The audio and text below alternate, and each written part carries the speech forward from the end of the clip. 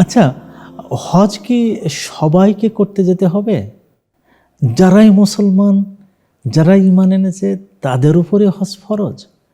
আল্লাহ এইরকম কষ্ট মানুষকে দেননি। তিনি রহমানুর রহিম। তিনি কাকে সেখানে ডাক দেবেন, নিয়ে যাবেন, সেটা আল্লাহ তাআলার পক্ষ থেকে তাকদীর করা। এমনও অনেক মানুষ হয়েছে, আমি দেখেছি যে একেবারে গরিব মানুষ, কিচ্ছু নাই, তাকেও আল্লাহ তাআলা ওখানে যাওয়ার মতন অবস্থা তৈরি করে দিয়েছিলেন এবং এখনও দেন, সামনেও দেবেন। কিন্তু তার জন্য সাধারণ নিয়ম কি, কারা এখানে যাবে, কারা যেতে পারে? এটা হলো দুটো ডাইমেনশন আছে। একটা হলো স্পিরিচুয়াল ডাইমেনশন, আর একটা হলো জাগতিক ডাইমেনশন। স্পিরিচুয়াল ডাইমেনশন হলো ইব্রাহিম আলাইহিসসালামের দাওয়াতটা শোনা। যারা শুনতে পেরেছে সেখানে যাবে। তার মানে এই নয় যে যে যেখানে যাবে সেই জান্নাতের উপযোগী হবে, তা না। হজ্জে মাবরুর হতে হয়। যা হোক, এখানে যাওয়ার জন্য কয়েকটা শর্ত রয়েছে, সবাইকে যেতে হবে না। যার যাওয়ার জন্য বলা হচ্ছে তার মধ্যে একটা হলো যে আলান্নাস, আলান্নাস মানুষদের উপরে। এই মানুষদের উপরে কোন মানুষ? এটা নারী হতে পারে অথবা পুরুষ হতে পারে। এই জন্য আন্নাস শব্দটা ব্যবহার করেছেন। আল্লাহ তাআলা কোনো রজুল শব্দটা ব্যবহার করেনি। মানুষ, মানুষের মধ্যে যারা পুরুষ এবং নারী উভয়েই এখানে যেতে পারবে, এখানে যাবে এবং যাওয়া ফরজ হয়ে যেতে পারে।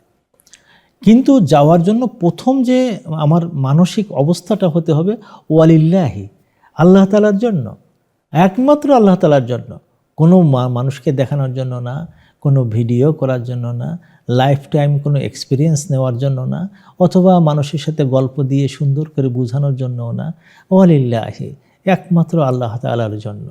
একেবারে সুন্দর এখলাসের সাথে আমাদের এই নিয়াতটা করতে হবে, ওয়ালিল্লাহি আলান্নাস। তারপরে কি হজ্জুল বাইত, হজ করতে হয় আল বাইতকে, কাবা ঘরকে কেন্দ্র করে। সেখানে আরও যে সমস্ত জায়গাগুলো আছে, কাবা ঘর প্রথম, তারপরে মুজদালিফা আছে, আরাফা আছে, সেখানে সাফা মারওয়া আছে। এই সমস্ত জায়গায় যে সমস্ত কাজগুলো করতে হবে সেগুলোকে একত্রিতভাবে আল্লাহ তাআলা হজ্জুল বাইতের মধ্যে নিয়ে আসছেন। এরপরে হলো মান ইসতাতাআ ইলাইহি সাবিলা, মান যে ব্যক্তির মধ্যে ইস্তেতাআত থাকবে। ইস্তেতাআত মানে হলো সক্ষমতা, তাওয়াউন, সক্ষমতা। সেই সক্ষমতাকে আমরা যদি ভাগ করি তাহলে তিনটা ভাগে আমাদের ভাগ করতে হয়। একটা ভাগ হলো যে অর্থনৈতিক দিক দিয়ে সে সমর্থ, কেমন সে যখন যাবে, যে ওখান থেকে ফিরে আসবে, এই টাকা পয়সা তার আছে। আবার ওই যে যাওয়া আসার ভিতরে যত দিন যাবে, এটা ঘরকে দেখাশুনো করার এবং খাওয়া দাওয়ার সমস্ত দায় দায়িত্ব পালন করতে পারবে, এরকম টাকা পয়সা তার আছে। এই ধরনের টাকা পয়সা যার আছে তার উপরে হজ ফরজ, সে হজ করবে। এটা হলো ইস্তেতাআত মালিয়া বলা হয়, যে তার অর্থনৈতিক সামর্থ্য রয়েছে।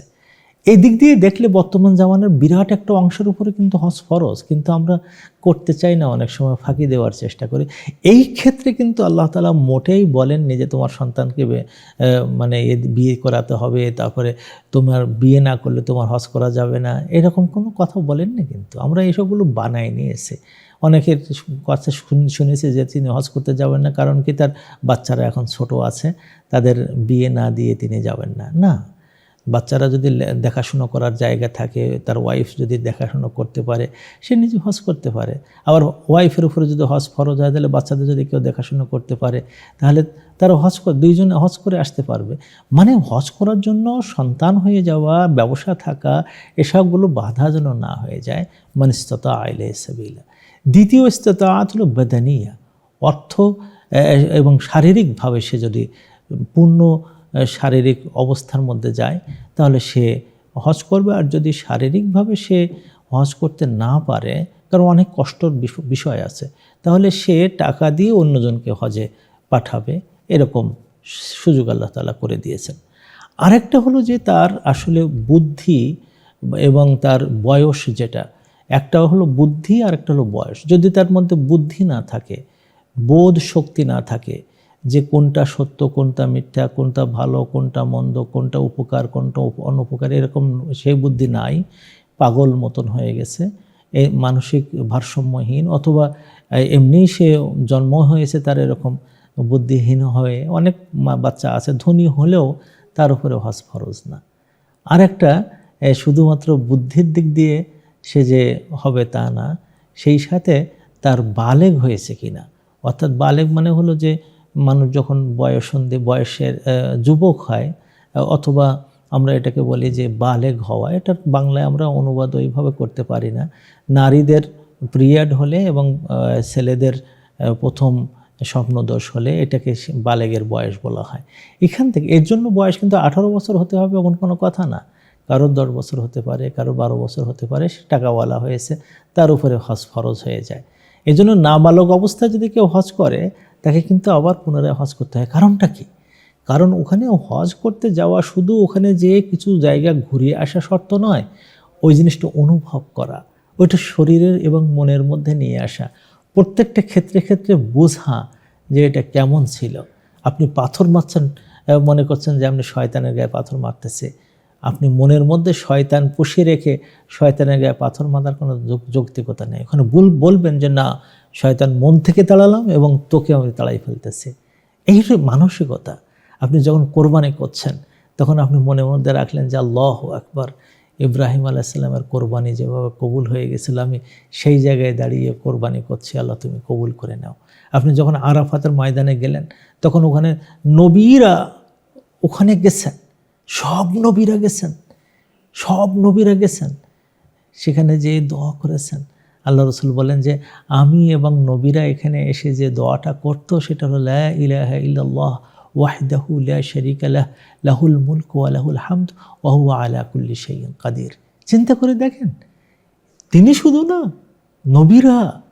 সেই জায়গায় আপনার পাটা আল্লাহ তাআলা ফেলাবার সুযোগ দিয়েছেন।